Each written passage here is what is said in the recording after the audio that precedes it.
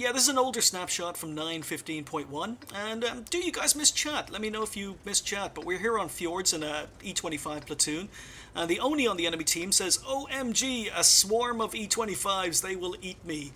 And, you know, we start the game, and then Beyond responds, and as I say, sometimes in situations like this, I do miss chat, but, you know, I don't miss the toxicity, I don't miss the trolling and the griefing. But we're moving up the hill, and as you can see, Beyond responds, going, Japanese food is a bit unhealthy. So, anyway, let's see what happens when we get to a situation where the Oni is the last tank left on the enemy team. So, yeah, when it came down to endgame, same game as the previous snapshot from the previous video. Yeah, it came down to endgame, and at the beginning of this game, the Oni said this. And at the end game, it is the Rudy, Bringy, and myself versus the Oni, and he's the last one standing. So do we indeed get to eat this Oni alive? Or is Japanese food bad for us, like Beyond said? But anyway, I'm trying to get a better angle, and Bringy just says, screw it, he's got to go in, and he dive kills the Oni. And the Rudy decides he's going to cap. No, he's going to try and get a better angle, but I say, oh, screw it. Alright. Yeah. Worth it. Bringy showed me the way.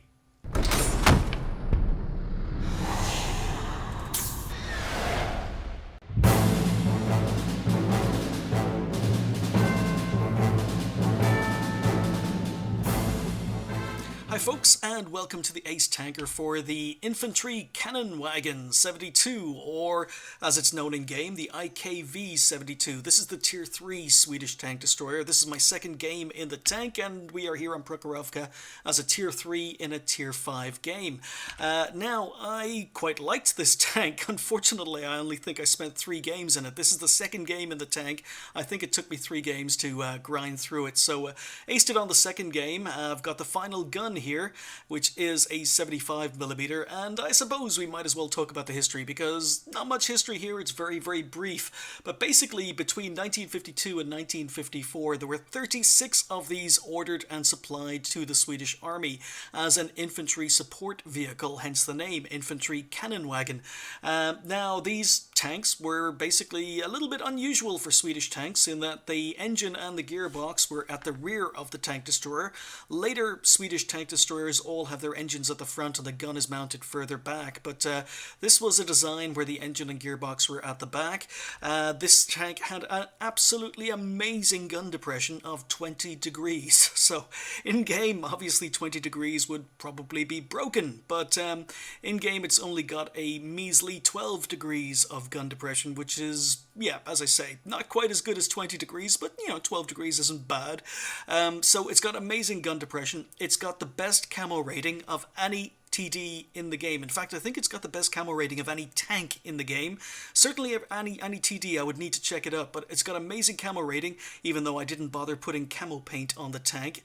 It's got amazing gun depression, and it's got a nasty little gun for a Tier 3, which is a 75mm, and you get 110 damage with 97mm of penetration. Now, the stock gun on this tank is almost the same gun.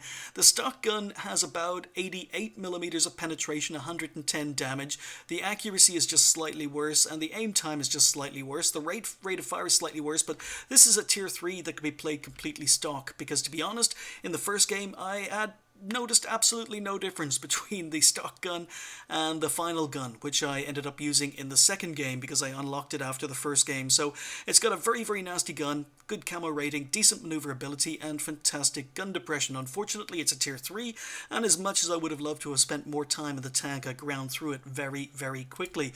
So, as I say, 36 of these were ordered by the Swedish Army. They were armed with the 75mm. Now, originally the designs for the tank called for a 105 75mm, because in 1954, when these tanks were being built and delivered to the Swedish army, a 75mm just wasn't going to cut it against Soviet tanks. But unfortunately, there was either a shortage or problems mounting 105mm guns on the tank, so they ended up supplying it with a 75mm, and as a result, only 36 were built, and it was very, very quickly replaced in the late 1950s. It was only in service for about 3 or 4 years. It was replaced by other infantry cannon wagons, such as the 102 and the 103, that had bigger guns, more dangerous guns. So it was a very, very good tank destroyer. Unfortunately, it was undergunned for the time period it was built. But anyway, as I say, we're here on Prokhorovka. I'm a tier 3 in a tier 5 game, and we are going to go. So really, I'm just feeling out the tank. As I say, it's only my second game in the tank. The first game gave me enough XP to unlock all the modules, including the gun. And I think it was played during a period of time times 3s.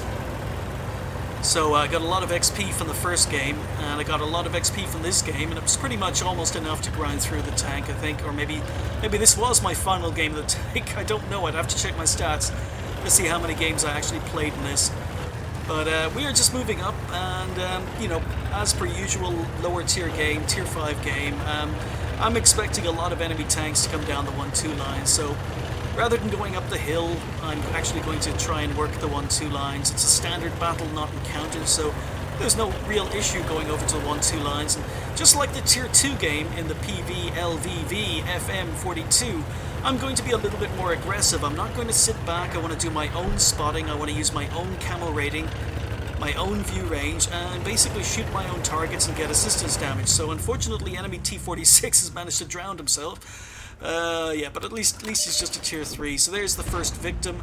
I didn't get that spot, I don't think, but okay, a little bit derpy. But the only real issue I have with this tank, even though it gets absolutely no armor, is the fact the rate of fire is not amazing. So the penetration is good, but the aim time, it's okay. It's not great, but you can see we're going for some really, really difficult shots on this end of the Hetzer, and the gun just slightly missing, not hitting center reticule, but difficult shots. But our team are spotting. I wanted to get spots, but our team are being very aggressive on the 1-2 line, so I guess I'm supporting. So I reload in time to kill the STRV M42, and now we're going to work on a KB1S, and this is where the penetration lets me down slightly, but if we aim carefully, we can pen this tank. And tier 3 TD that has no problems penning tier 5s.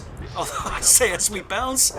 Oh dear. Anyway, KB1S goes down, and we're just going to advance again. And this, I'm kind of surprised, was an ace. Then again, a lot of my aces sometimes surprise me because I feel they're just average games. But just moving forward, moving up, pushing up to the bush. Gonna let my binocs kick in. I'm wondering, do I have better V range than the Excelsior? And no, okay. Excelsior's not spotting anything, so let's keep going. We're just going to move from bush to bush. We're not hanging at the back. We're not waiting for our team to spot for us. We want to actually do our own spotting. And once again, move forward using this camo rating. IKV 103 spotted. There is one of the tanks that replaced this tank. And oh, now a KV1 is spotted. And again, tier 3 shooting tier 5s, shooting down at his upper glacis. And you can see that the damage and the penetration, it's roughly equivalent to a tier 5 medium. In fact, the gun, the 75mm on this gun, actually came from the STRV M42. So 75mm is the same 75mm on the STRV M42. But yep, still using my camo rating. Spotted another tank and trying to use bush mechanics, keeping the bushes solid. Go for a blind shot. So spotting my own targets, and now I get spotted, so I've got to get out of here. And as I say, the speed and maneuverability of the tank are okay. So we're just moving down, going to try and stay on the move, use the wreck for cover, and poke out. Nope, don't get a shot in on the 103, so 5 tanks left on the enemy team. I've only done 1 kill, or only gotten 1 kill. We've done 706 assistance damage and 659 spotting damage ourselves. So GRV, just reversing until the trees are solid. And as I say, I've only got 150 hit points, so that's one of the things you got to be careful of. Track the G1R, but you could be one-hit killed. Remember, you're at tier 3, and even though this tank looks as if it has sloped armor, it has absolutely no armor. So Pretty much any tank firing HE or any tanks with a big enough gun with a 150 damage can pretty much one-hit kill you, and that's most tier 5s. So just trying to put shots into the AMX-40, unlucky with a couple of bounces, but once again we destroyed his track, got a little bit of assistance. Nice shot into the Panzer S-35. And do we finish him off? Yeah, we get another shot in, so... Yep, that takes us up to 11k or 1100 damage and 800 spotting damage, and as I say, 2 tanks left on the enemy team. Do I get anything else out of this game? Birch gun? No. No, missed the birch gun, he's on fire. Stug? No, don't get this. So yeah, game over, and it was kind of, yeah, okay.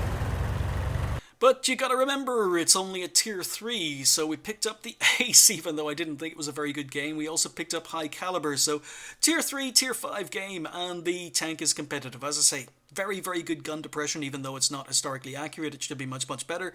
Very, very good camo rating, probably the best in the game.